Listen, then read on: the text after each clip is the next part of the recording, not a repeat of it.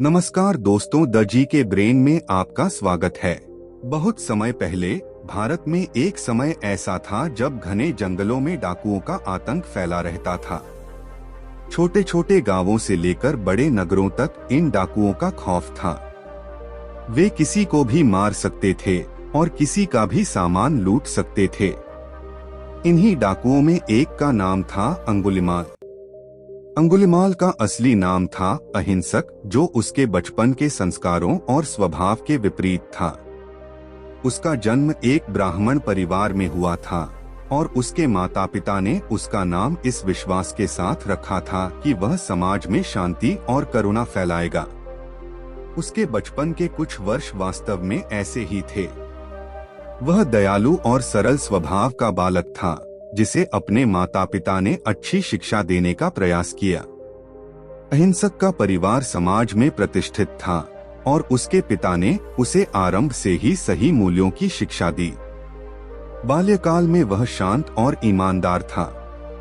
उसने अपने गुरु के आश्रम में वेद, उपनिषद और अन्य धार्मिक ग्रंथों का अध्ययन किया, परंतु उसकी सरलता को कुछ अन्य छात्र अपनी ईर्ष्या और स्वार्थ के कारण सहन नहीं कर पाते थे।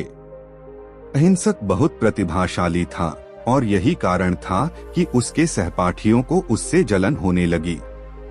अहिंसक के सहपाठियों ने उसकी प्रतिभा और अच्छाई से प्रभावित होने की बजाय उससे ईर्ष्या करनी शुरू कर दी।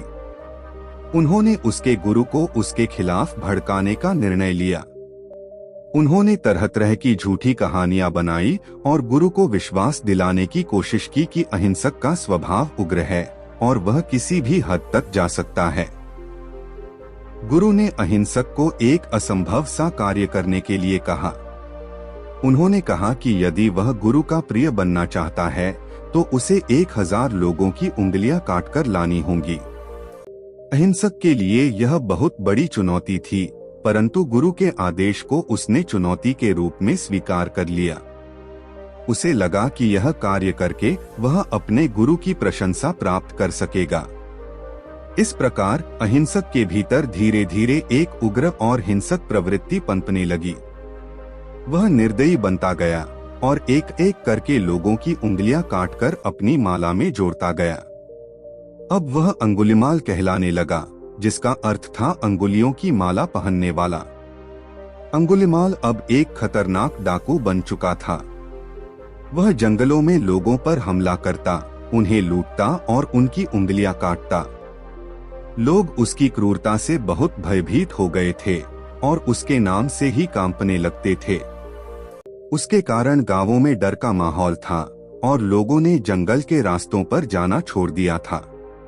उस समय गौतम बुद्ध अपने शिष्यों के साथ भारत में घूम घूम कर लोगों को शांति और करुणा का संदेश दे रहे थे। उनके उपदेशों से लोग प्रेरित हो रहे थे और जीवन की सच्चाई को समझ रहे थे। एक दिन बुद्ध का मार्ग उस जंगल की ओर पड़ा जहां अंगुलिमाल का डेरा था। बुद्ध को लोगों ने चेतावनी दी कि वह क्षेत्र बहुत खतरनाक है और वहां जाना उचित नहीं है। बुद्ध ने उनकी चेतावनियों को शांतिपूर्वक सुना, परंतु उनका इरादा अटल था। उन्होंने निश्चय किया कि वह उस जंगल से होकर गुजरेंगे और किसी भी परिस्थिति का सामना करने के लिए तैयार रहेंगे। उनके शिष्यों को भी डर था, लेकिन बुद्ध की उपस्थिति में वे साहस बटोरने लगे। अंगुलिमाल ने बुद्ध को अपने जंगल के रास्ते पर चलते हुए देखा। वह हैरान था कि कोई अकेला व्यक्ति बिना किसी हथियार के उसके क्षेत्र में कैसे आ सकता है। उसे लगा कि यह व्यक्ति निर्भीक है या बहुत मूर्ख। वह बुद्ध को मारने का विचार कर ही रहा था कि उसने उनका पीछा करना शुरू किया। अंगुलिमाल ने बुद्ध को पुकारा, रुक जाओ, मैं कहता हूँ रुक जाओ, परंतु बुद्ध ने कोई प्रतिक्रिया नहीं दी और अपने रास्ते पर चलते रहे।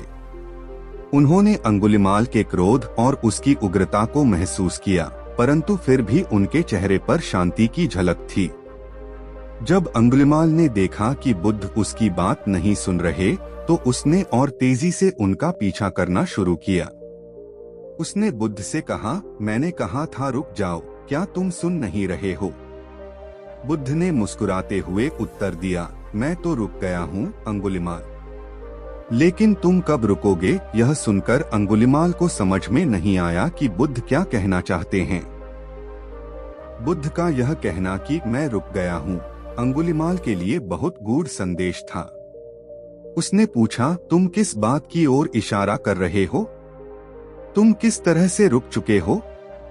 बुद्ध ने उत्तर दिया, मैं अपनी इच्छाओं और लालचों के पीछे भागना छोड़ चुका हूँ। मैं अपने भीतर शांति को प्राप्त कर चुका हूँ। लेकिन तुम अभी भी हिंसा और क्रोध के जाल में फंसे हुए हो। बुद्ध के इन शब्दों ने अंगुलिमाल को भीतर तक झकझोर दिया।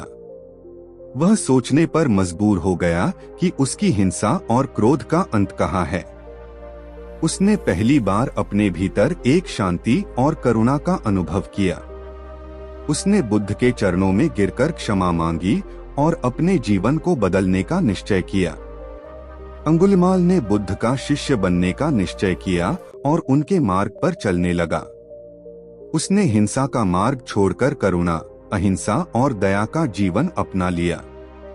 लोगों ने पहले उसे संदेह की दृष्टि से देखा, परंतु धीरे धीरे वह एक प्रिय और शांतिपूर्ण साधु के रूप में प्रसिद्ध हुआ। इस कहानी से हमें यह सीख मिलती है कि प्रेम, दया और करुणा से किसी भी व्यक्ति का हृदय परिवर्तन संभव है। बुद्ध ने हमें सिखाया कि हमें दूसरों के साथ सहानुभूति और समझदारी से पेश आना चाहिए। उनके शब्दों और उनकी शांति ने सबसे क्रूर व्यक्ति को बदल दिया। यह कहानी दर्शाती है कि किसी भी परिस्थिति में हिंसा और क्रोध का मार्ग छोड़कर प्रेम और शांति का मार्ग अपनाना चाहिए। बुद्ध का शांतिपूर्ण स्वभाव और उनके शब्दों की गहराई ने अंगुलिमाल के जीवन को बदल कर रख दिया। दोस्तों, अगर आपको ये वीडियो पसंद आया हो तो कमेंट बॉक्स में कमेंट कीजिए और द जी के ब्रेन को सब्सक्राइब करें। बेल आइकन की बटन को दबाना ना भूलिए। धन्यवाद।